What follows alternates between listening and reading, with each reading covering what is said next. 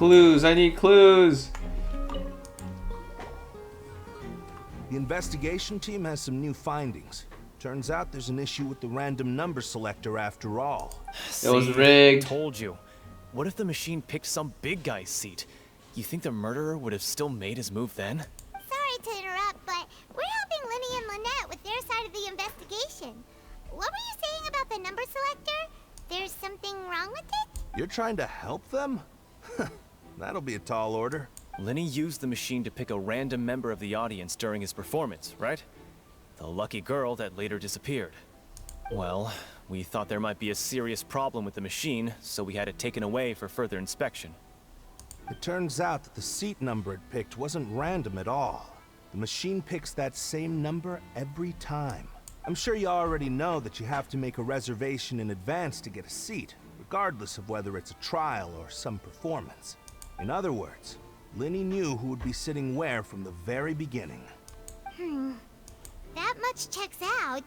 Linny reserved our seats for us too. Bet you see why I was saying it'd be tough to make a case for Linny. Even though it's bad for Linny's case, Paimon had better write it down. What if someone tampered with it before the day before? Ooh. Nothing here.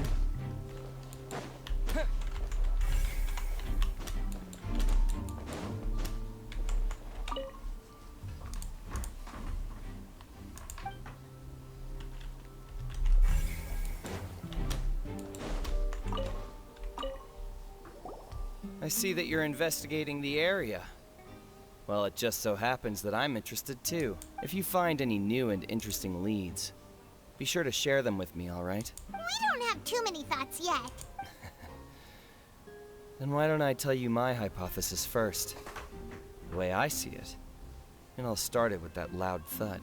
The thud? Oh, you mean the sound that happened during the countdown? Yes, exactly. It wasn't terribly loud, but I suspect that most people heard it. It's just that everyone was awaiting the results of Linny's trick with bated breath, so no one paid it much mind. But now that the incident has happened, the thud has I become completely an forgot important about that. clue. That makes sense. So, what do you make of it? I'm of the opinion that it may have been the sound of Linny's accomplice. Lynette, perhaps. Jumping atop the water tank, or something like that. And when the pyrotechnics went off, she cut the rope, sending the water tank crashing down. But wasn't the noise we heard too loud for that? Perhaps the balance wasn't right, leading to a particularly rough landing. Oh, that's true. I suppose I must reconsider. That does remind Paimon, though. What was with that sound?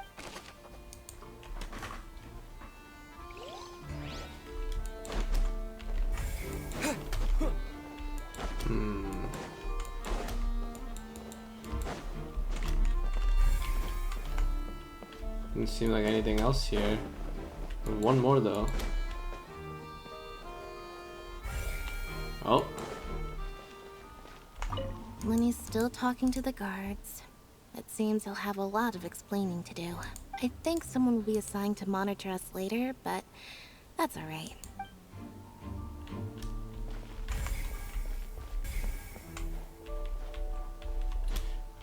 Am I lost? Whoever the murderer... I can leave? Oh, there's more. I see. Hey, you! Yes, both of you!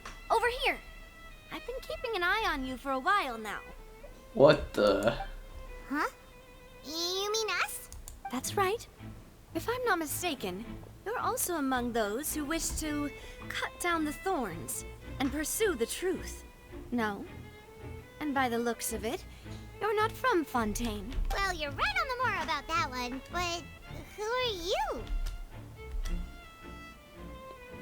She kinda bad. Have you never heard of the Spina di Rosula? From mediating disputes and providing protection to solving conundrums, you name it, Spina di Rosula does it. And I, Navia, have the honor of being its renowned president.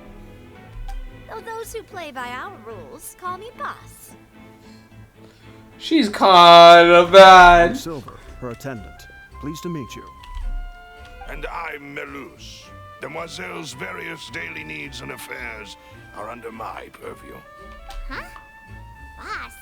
Mademoiselle? What gives with the names? Well, I am the second generation president. Malus and the others are still used to my previous title. She's a mafia boss or My something? apologies, Demoiselle. Should you prefer, boss, I will endeavor to use that instead. No need. You don't have to call me boss. Just Navia is fine. Okay, if you say so. Not that we're members of Spina di Rasula anyway. All merely trifling details. Never mind. Now, back to the situation at hand. That's right.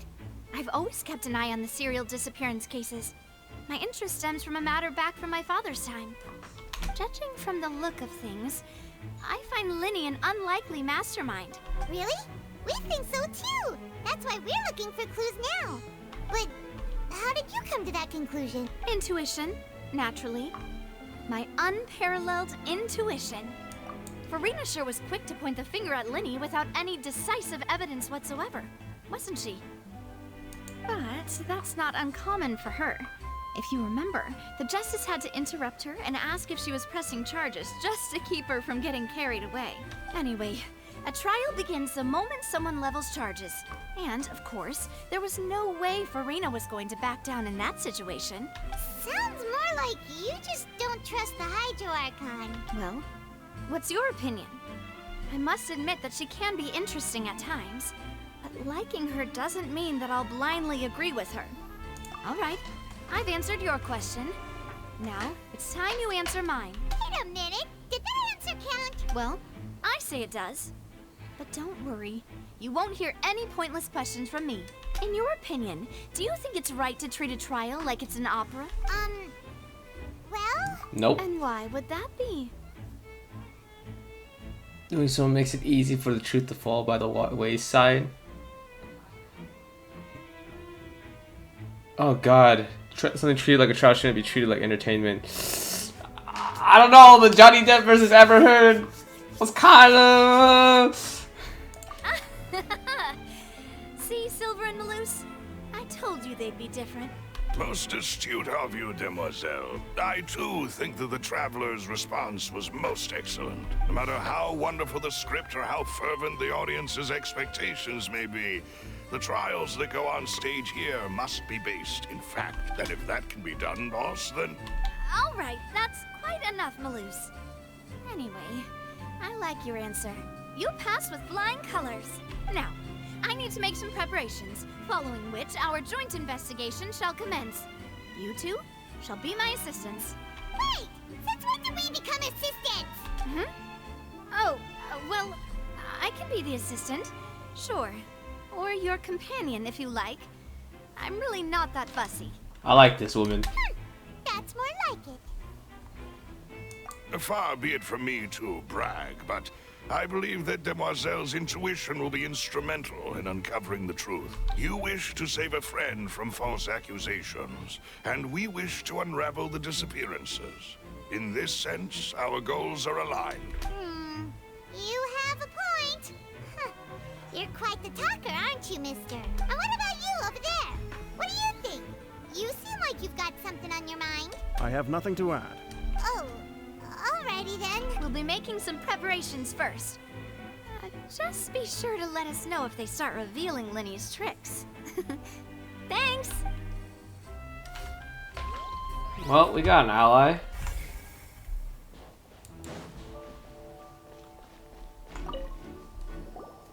Sorry, but no one can freely enter or exit the Opera House at the moment. If you wish to leave, you must register your identity with us first. No, we're not leaving. We're representing Linny and Lynette as attorneys, so we're investigating the case. Were you always guarding this entrance? Yes. After the Chief Justice gave the order, everyone coming in or out must undergo a strict inspection. So, the missing girl couldn't have left from here. At least, not from that point on. I doubt there was much opportunity then, either. How can you be so sure, Well, because I was in charge of security near the entrance at that time, I couldn't see Linny's performance from here, which was quite a shame. Just my luck. But still, I did not abandon my post. And I stayed put no matter how loud the applause was.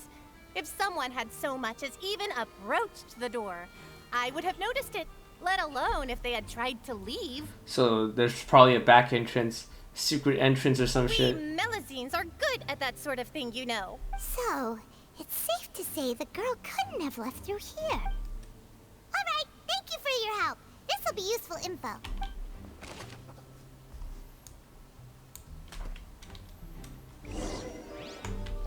We've checked everything of note here at the performance venue. Paimon wonders how Linny's discussion with the guards is going. Let's go see, shall we? Ooh, things are getting interesting, huh? We're about to see how magic is made.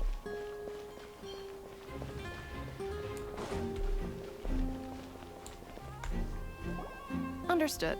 Then I will be going with you. Just so you're aware, I will be monitoring your actions and making notes as necessary. Very good. Thanks for being so agreeable. I'd pull a rose out of my hat as a gift for you if I could. You may spare the pleasantries. I'm just doing my job. You've arrived. Who's this? Me? Navia. I'm Spina di Rosula's guardian angel. If you've got a problem, I've got the firepower. Sorry, I got a little carried away there. Call me Navia. I'm a partner of theirs, and will be helping investigate this whole situation. And these are my companions. Would you mind if they join as well? Fine by me. Oh, new helpers? I would be most grateful. Well, let's just say we're tagging along. It's not every day you get to see the secrets behind magic performed on such a large scale. I appreciate your kind interest. Come with me. We'll be heading below stage.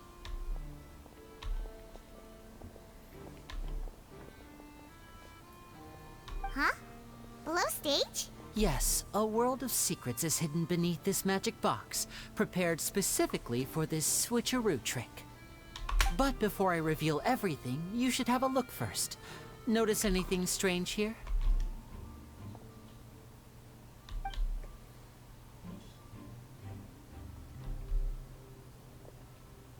I'm not trying to be dramatic. Remembering the details of a trick will help you understand the methods used to perform it more easily. Huh. Weren't there balloons and other decorations here? Where did all that go? Ah, good eye. That said, you're still far from discovering the answer. I didn't know that. Back? You mean the inside of the door? What's different about it? Very good indeed. I thought you might not be able to catch that, given that you were sitting in the first row. The back of this door was patterned. Those patterns are now gone, replaced by a smooth wooden board. So, if you put 2 and 2 together, what do you get?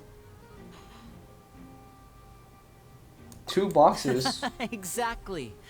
All right, let's go. I'll tell you how it works as we head down. Oh, so there was a passageway under the magic box! I knew you'd figure out most of it as soon as you saw this place.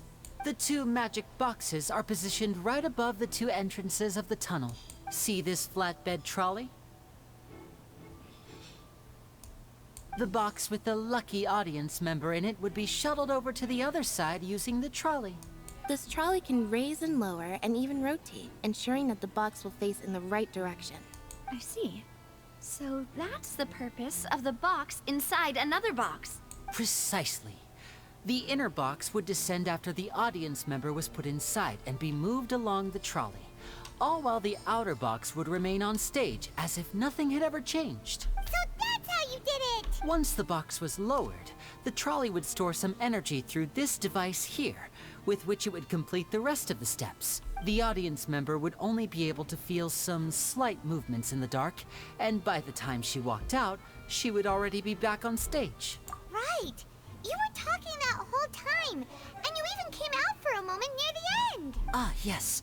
A phonograph operated by Lynette was used to achieve that effect. My assistant and I had already scripted our conversation beforehand. When the countdown began, I had already gone to the opposite box via a tunnel using that ladder. And what about Lynette? Where was she? I was in the mezzanine space in the back of the box. Oh, interesting. That's how we were able to coordinate Linny's lines with the assistant. And by the way, I was the one who walked out of the box at the end.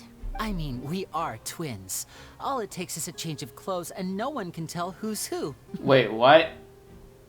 And that's my favorite part of this trick. Only Lynette and I can perform it.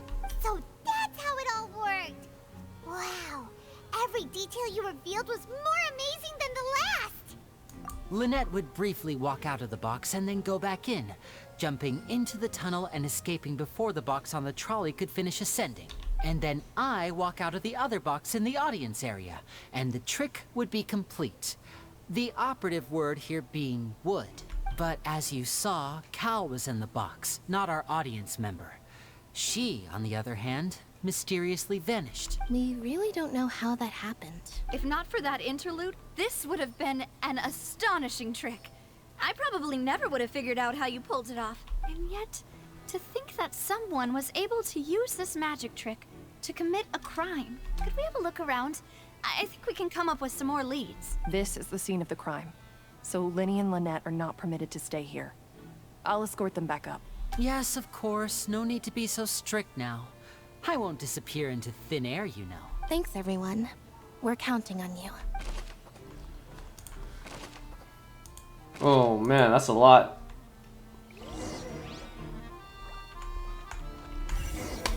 That's a lot of clues.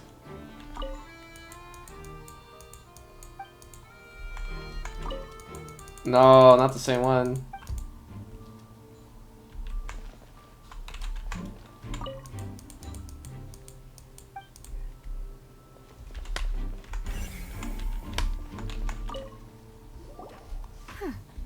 What's this? Looks like a hook tied to the end of a rope. Huh? There's all kinds of odds and ends here. Perhaps it was a prop for a different trick. But why would it have been left here? Whatever it is, let's make a note of it first.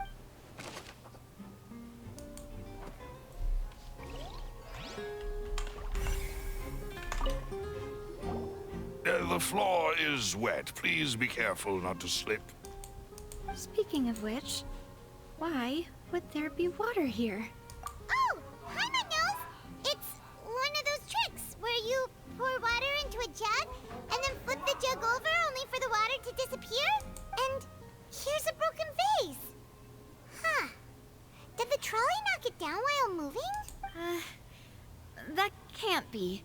The trolley moves along tracks from start to finish. It couldn't have hit the vase at this distance. Let's note this down too and think about it later.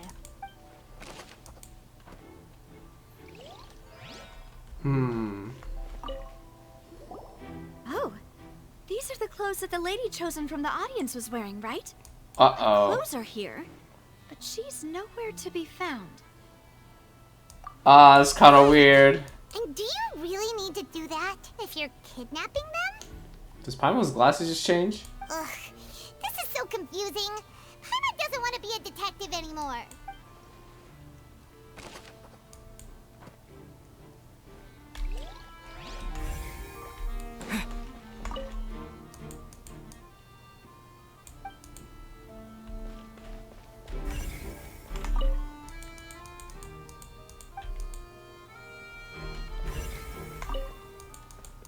Oh, a vent. What is this place? It seems someone could fit through here. Could this have been the suspect's escape route? Alone, perhaps. But if they had to pull another person with them, the space would be too narrow. But there are no other ways in or out of here. Oh, you're right. Let Paimon write that down.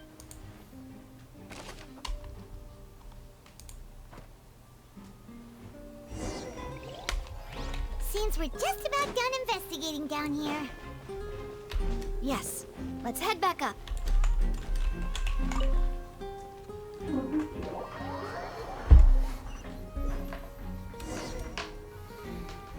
we've ascertained the state of the crime scene. Let's find a place to sort out our findings once Malus returns. Seems to me that there are several things that don't add up here.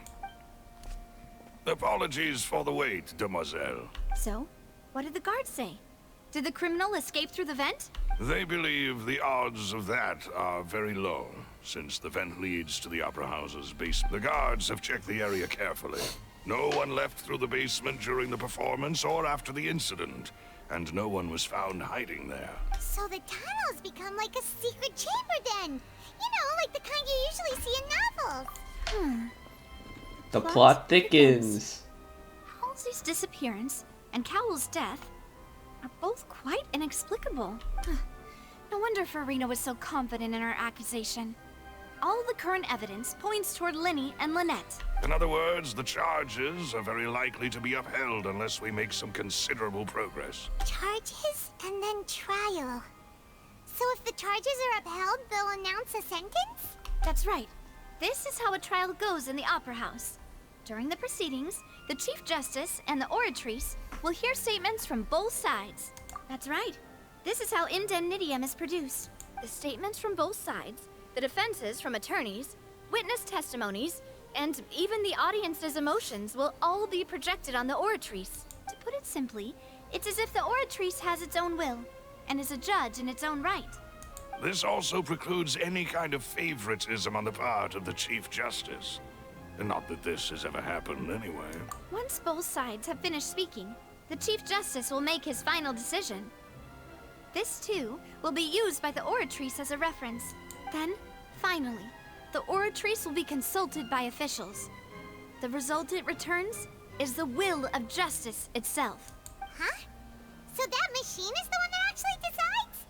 Paimon thought Neuvillette called the shots. In practice, there is very little difference. Both have always come to the same judgment, which is why people have great faith in the Chief Justice. Ah, yes, the guards also asked me to convey that none of us will be allowed to leave this place before the trial. Huh? Why? Because we've chosen to act as the twins' proxies. That makes us persons related to the case. They're concerned that we might be colluding with outside parties, or that we might find outside help to disrupt the case.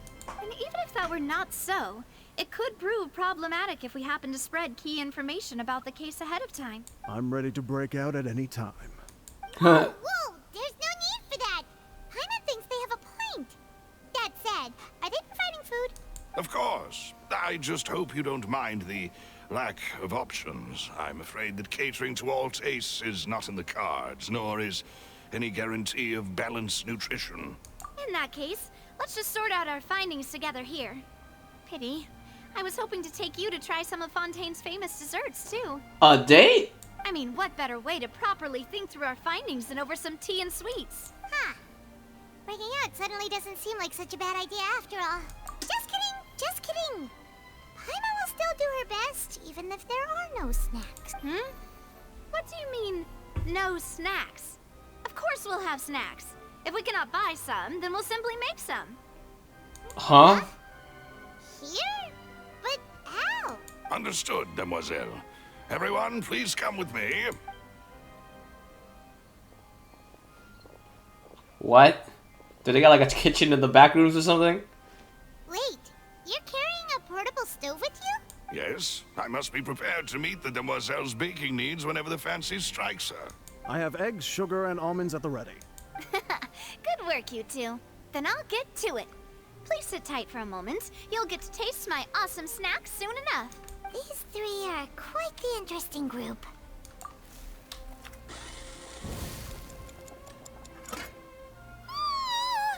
What the heck? Good while it was still in the oven. Oh, it's even better now. Paimon can't stop drooling. I'm so surprised that dude had eggs. From the way you had these two guys carrying all that stuff around, Paimon thought you'd have them do more during the baking process. But you ended up doing the entire thing by yourself. Beating the egg whites, grinding almonds, everything. I was applauding. And I was giving encouraging smiles. Paimon was just thinking.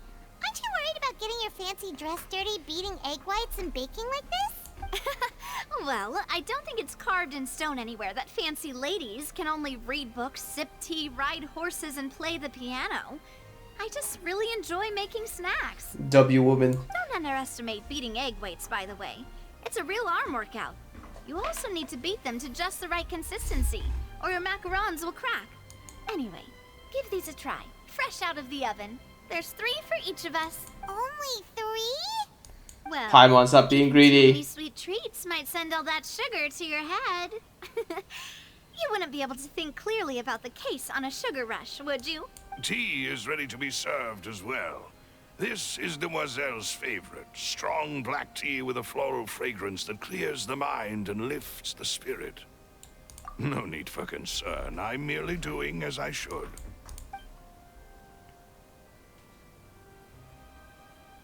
All right then. Down to business. As Paimon mentioned previously, the tunnel seems to be something of a secret chamber. However, we can assume that Linny and Lynette were not alone within it.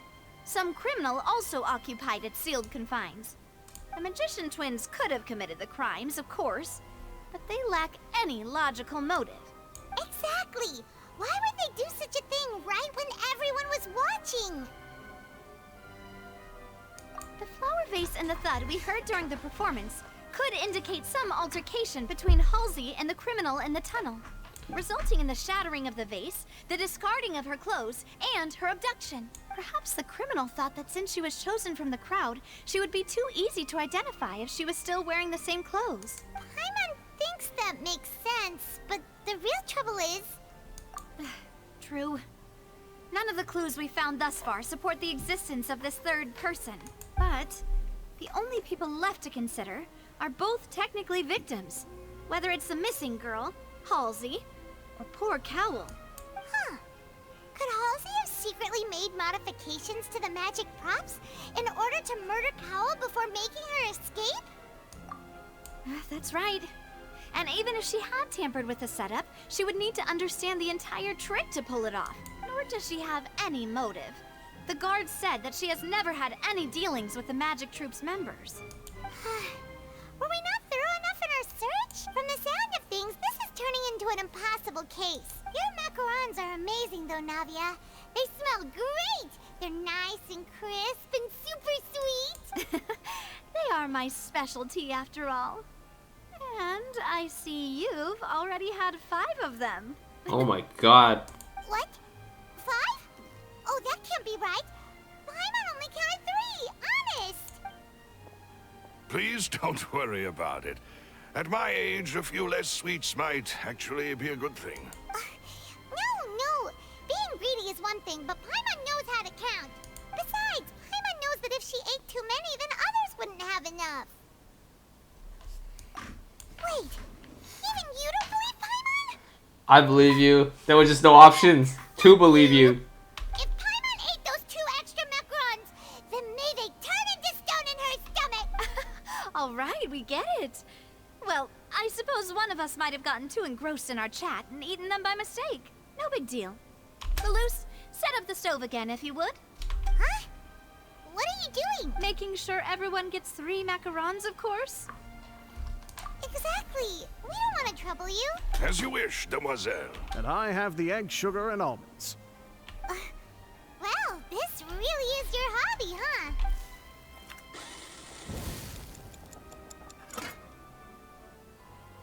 Well, that's it for snack time. I'm going to have another look around the area. I don't know what we're looking for yet, but we've still got some time. As attorneys, I suggest the 2 of you think the case over again. It would be awkward if you got all tongue-tied on stage during the trial. All right, thanks for your help and for the snack. It was nothing. A small task for the Spina di Rosula. Silver, Malus, it's time to go. I'll be back if I find anything new.